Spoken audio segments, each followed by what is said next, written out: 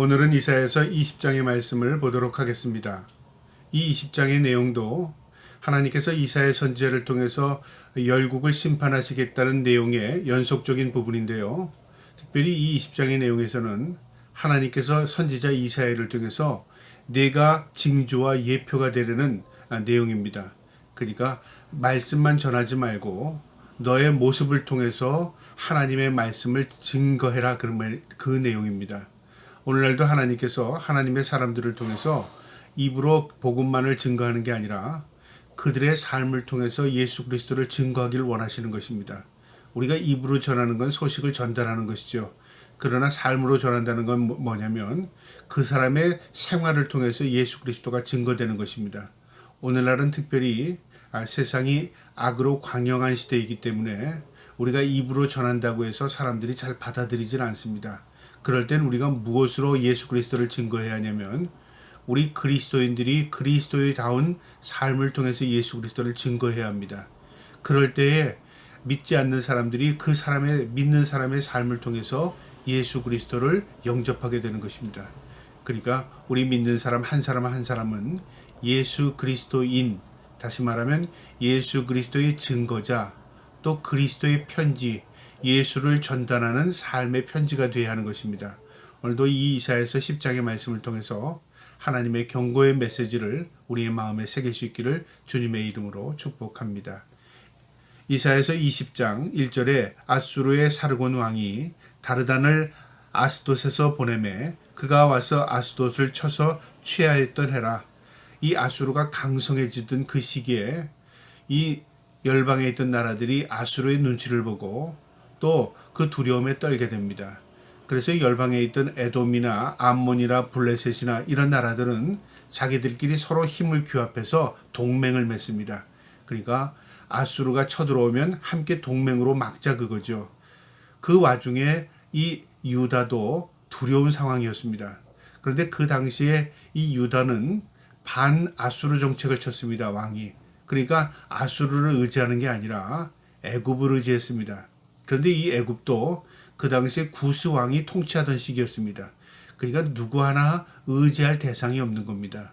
오늘날 우리가 힘 있는 나라와 동맹을 맺으려고 하지 않습니까? 그래서 힘 있는 미국과 동맹을 맺으면 우리가 그거에 대해서 좀 든든함을 갖기도 하고 또 때로는 더 큰 힘을 규합해서 여기도 의지하고 저기도 의지하려는 그런 오늘날 정책들이 많이 있습니다. 그런데요, 우리가 아무리 힘 있는 나라를 의지할지라도 그 나라가 우리를 지켜주는 게 아닙니다. 세상을 주관하시는 하나님이 우리를 지켜주셔야 우리가 온전한 백성으로 온전한 나라에서 살 수 있는 것입니다. 이 성경은 우리에게 그것을 교훈하는 겁니다. 남유다가 이런 불안한 국제정세 속에서 어디를 의지해야 할지를 종잡을 수가 없는 겁니다. 그래서 때로는 왕이 바뀌면 아수르를 의지했다가 또 정권이 바뀌면 또 그 다음에 누구를 의지하냐면 애굽을 의지합니다. 또 나라가 바뀌면 블레셋을 의지합니다. 이처럼 힘 있는 나라를 의지했으나 결국은 그 힘 있는 나라에 의해서 짓밟히게 되고요. 그 힘 있는 나라에 결국 노예로 끌려가게 됩니다. 오늘 이 말씀이 우리에게 그것을 교훈하는데요. 아수르가 힘이 있어서 이 블레셋 땅이었던 아스돗을 침범한 겁니다. 그러니까 이 블레셋, 그 당시에 이 블레셋은 아수르보다 힘이 없었던 시기였는데요. 이 아수르가 블레셋 땅을 침범했더니 이 아스돗에 있는 사람들이 다 어떻게 성으로 도망친 거죠. 그러니까 성을 에워싼 겁니다. 3년 동안이요. 그리고 그 성을 몰락시키는 그 시기를 의미합니다. 그때에 2절에 그때의 여호와께서 아모스의 아들 이사야에게 말씀하여 이르시되 갈지어다 내 허리에서 배를 끄르고 내 발에서 신을 벗을지니라 하심에 그가 그대로 하여 벗은 몸과 벗은 발로 다니니라. 무슨 말이냐면요, 오늘날 우리가 어떤 행위를 통해서 퍼포먼스를 보여주잖아요. 그러면 그 행위를 통해서 저 사람이 뭘 증거한다, 그걸 볼 수 있듯이 선지자 이사야의 옷을 벗으랍니다. 그 다음에 발의 신을 벗으랍니다. 이게 무슨 의미냐면요, 마치 포로가 끌려갈 때 옷을 벗기고 그 다음에 신발에 발을 벗겨서 쇠고랑 차고 노예로 끌려가는 모습과 똑같은 겁니다. 그런 모습으로 네가 다니면서 이 하나님의 이 말씀을 대언하라는 겁니다. 얼마나 고통스럽겠습니까? 말씀을 전해도 받아들이는 사람이 없고 또 말씀을 전하는 것뿐만 아니라 그가 노예 행세를 하면서 말씀을 전하는 거죠. 그러니까 사람들이 이 이사야를 보기만 해도 야 저건 노예 모습인데 그걸 보게 되고 그것이 무슨 말이냐, 아 우리가 노예가 된다는 것이구나, 그거를 깨닫게 하기 위한 것이었죠. 그러니까 선지자 이사야가 얼마나 고통스러운 역할을 감당해야 합니까? 그런데 이것이 하나님의 명령이었습니다. 3절에요. 여호와께서 이르시되 나의 종 이사야가 3년 동안 벗은 몸과 벗은 발로 다니며 애굽과 구스에 대하여 징조와 예표가 되었느니라. 이사야가 무려 3년 동안 이 애굽이 망할 것이고 구스가 망할 것인가를 증거하는 겁니다. 이건 무엇을 의미하냐면요, 이제 유다도 결국은 하나님을 의지하지 않으면 망한다 그 말이죠. 그러니까 너희가 세상의 정권처럼 세상의 힘 있는 들처럼 그렇게 서로 동맹을 엮고 서로 의지하고 서로 그렇게 한다고 해서 사는 게 아니라 하나님을 저버리면 언제든 망한다 그 말이죠. 그러니까 여호와께 돌아오라, 너희의 믿음을 회복해라, 하나님을 찾으라 그 말입니다. 4절에 이와 같이 애굽의 포로와 구스에 사로잡힌 자가 아수르 왕에게 끌려갈 때에 젊은 자나 늙은 자가 다 벗은 몸과 벗은 발로 볼기까지 드러내어 애굽의 수치를 보이리니, 이 애굽도 구스도 아수르에 끌려갈 때는 노예의 모습으로 옷도 다 벗기고 찢기고 그리고 신발도 다 벗겨서 그리고 끌고 갈 것이다. 그것을 네가 보여라 그 말입니다. 5절에 그들이 바라던 구스에 자랑하던 애굽으로 말미암아 그들이 놀라고 부끄러워할 것이라. 이 유대 민족이 이 일이 당하게 되면 너희도 부끄러울 것이다 그 말이죠. 왜냐하면 그들이 포로로 끌려갈 때 우리가 저런 나라를 의지해서 부끄럽잖아요. 우리가 어떤 힘 있는 사람을 능력 있는 사람이라고 생각하고 또 의지했는데 그 사람이 보잘것없는 사람이에요. 그 나라가 결국 망했어요. 만약에 그렇다면 그 의지했던 그 사람들이 얼마나 부끄럽겠습니까? 그런 일을 벌린다 그 말이죠. 유다가 의지했던 애굽이 결국은 망한다 그 말이죠. 그걸 통해서 경고하는 겁니다. 너희가 의지할 대상은 세상이나 사람이나 어떤 힘이 아니다. 너희의 의지의 대상은 하나님이다 그거죠. 5절에 그들이 바라던 구스가 자랑하던 애굽으로 말미암아 놀란답니다. 6절에요.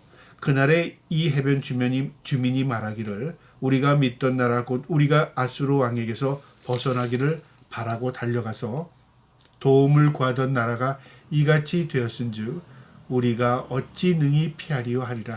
저렇게 힘 있는 나라도 망하는데 우리가 어디를 피하겠느냐 그 말이죠. 절망적인 상황이죠. 그런데 그날에 이 해변 주민이 말하기를, 그러니까 해변 주민은 블레셋, 모압, 에돔을 의미합니다. 해변가에 있는, 지중해 해변가에 있던 나라들인데요. 이들이 아수르를 두려워해서 자기들끼리 동맹을 맺은 겁니다. 그리고 대항을 한 겁니다. 그러나 결국 그들도 다 망합니다. 그러니까 결국 유다는 어떻게 돼? 풍전등화앞에 쓴 겁니다. 저들도 망하는데, 우리가 의지했던 나라도 망하는데 우리가 어떻게 하리야? 이제는 의지의 대상이 없는 거죠.